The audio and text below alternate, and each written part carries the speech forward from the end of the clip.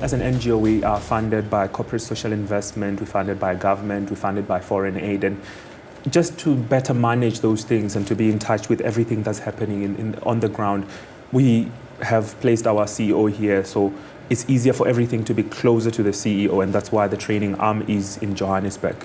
Mm-hmm. And a lot of the training does happen in Johannesburg, in Walter Sisulu, in some of the universities around. How different is the organization from the many other South African environment organizations that we see? Wessa is different in that it believes in human capacity development strongly. We believe in bringing people, public participation in caring for the earth. So people cause the problem, people need to work together to solve those problems. And through training and awareness and projects, we help people to care for the earth and try to reverse the conundrum of environmental problems that we're facing today. Mm-hmm. Well, in this case, Johannesburg has a huge footprint. Yes. And it's constantly growing. What does an organization such as Wessa plan to do in order to mitigate and manage this environmental change?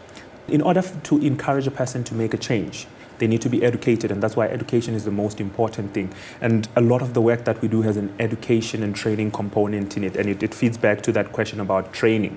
So every project that we've got has a component of training, and Wessa believes that we need to inform people. People need to know that when I make a fire and I leave it burning and I'm not doing anything with it, I'm emitting carbon dioxide into the atmosphere, and that carbon dioxide is meeting up with someone else's carbon dioxide in the world, and it's going to have an impact on the temperature change.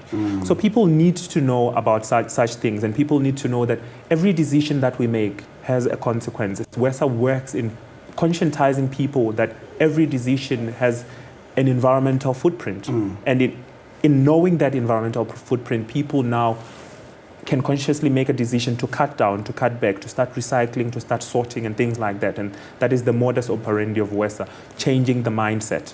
How do you think, or should residents of Johannesburg as well as authorities mitigate and think about the management of the environment in future? So the management of the environment is not something left to the environmental manager.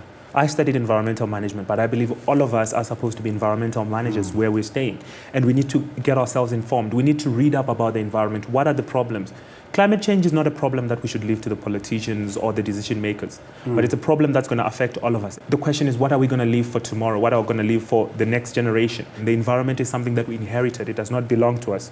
So we need to be good custodians and leave something for the coming generation. And with that mindset, we need to then be conscious about the decisions that we make every day. And bit by bit, if all the environmental managers, all the 5-point-something million South Africans made that change, the impact would come down. The environmental footprint that we have as a country would shrink tremendously. And I think that is what every Joburg, every Gauteng needs to think about and come to the party and do their bit.